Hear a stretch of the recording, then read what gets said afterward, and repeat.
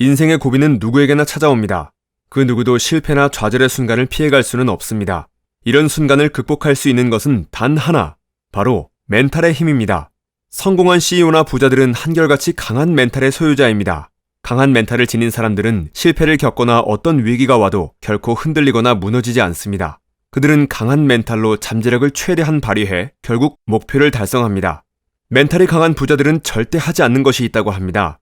그래서 오늘은 강철 멘탈을 가진 부자들은 절대 하지 않는 한 가지를 소개해드리겠습니다. 예측 가능한 위험을 회피하는 것.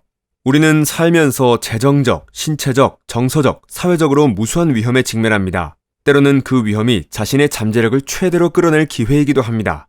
그런데 우리는 두렵다는 이유로 그런 위험을 회피할 때가 있습니다. 혹시 당신도 그런 적이 있나요?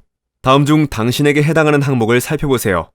중요한 결정을 잘 내리지 못한다. 결정을 내리려고 생각하면 너무 불안해져서 충동적으로 결정한다. 더 대담하고 가슴 뛰는 인생을 살고 싶지만 두려워서 망설인다. 위험을 감수해야 한다고 생각하면 최악의 시나리오만 떠올라 결국 포기한다. 해당하는 항목이 많을수록 당신은 많은 기회를 놓치고 있는 것입니다. 물론 망하는 대신 아무것도 안 하는 것이 낫다고 생각할 수도 있습니다. 하지만 당신이 성공에 더 가까이 다가가고 싶다면 예측 가능한 위험을 피하지 않는 것이 좋습니다. 위험을 감수하지 않으면 삶은 특별해지지 않기 때문입니다. 두려워서 위험을 회피하면 엄청난 기회를 놓칠 가능성이 있습니다. 반면 위험을 예상하고 감수하는 사람은 눈앞의 기회를 잡아 평범한 삶을 특별한 삶으로 바꿉니다. 당신은 어떤 삶을 선택하시겠습니까? 특별한 삶을 살고 싶다면 이제부터는 위험을 예상하는 방법을 연습해야 합니다. 위험을 예상하면 두려움이 줄어들고 그러면 위험이 닥친 순간에 결정을 내리기 쉬워지기 때문입니다. 지금부터는 위험을 예상하는 두 가지 방법을 알려드리겠습니다. 위험을 예상하는 첫 번째 방법, 감정에 압도되지 말고 이성적으로 판단하라.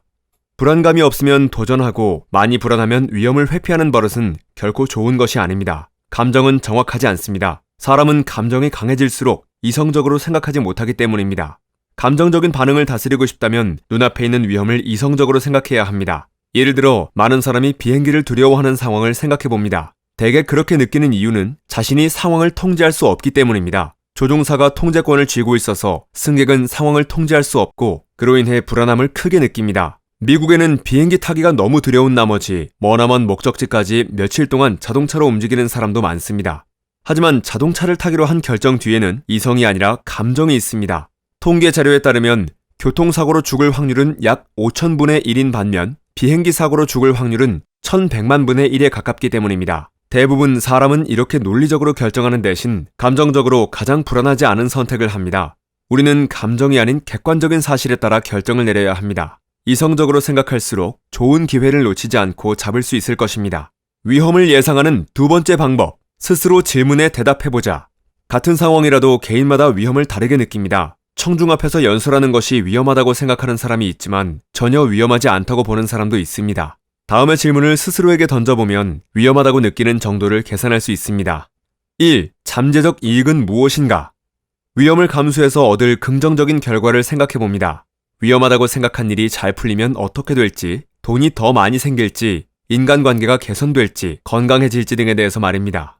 또한 위험을 감수해서 어떤 보상을 얻고 그 보상이 삶에 어떤 영향을 미칠지 깊이 생각해봅니다.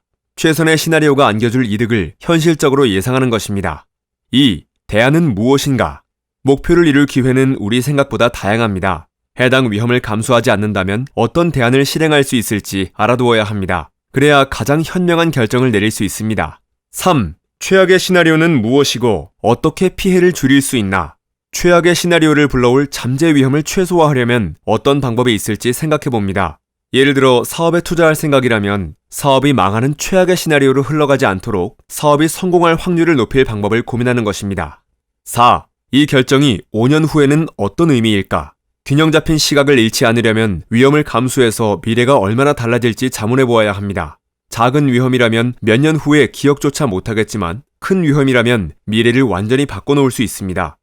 우리는 인생이라는 치열한 경기를 치르고 있으며 살아가는 동안 곳곳에서 마주치게 될 위험에 대비한 무기가 필요합니다.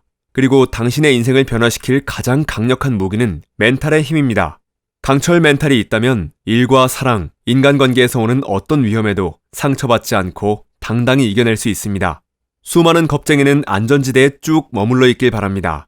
안전지대 밖을 한 걸음도 내디딜 생각도 하지 않습니다. 그러나 그들이 철석같이 믿고 있던 안전지대가 과연 안전한 곳이 맞을까요? 나날이 급변하는 세상 속에서 변화하지 않으면 도태됩니다.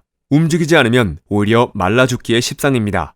예측할 수 있는 위험을 과감히 감수함으로써 얻는 미래의 이익을 생각하면서 과감히 안전지대 밖을 뛰쳐나가야 합니다. 성공은 나를 찾아오지 않습니다. 내가 성공을 찾아 나서야 합니다.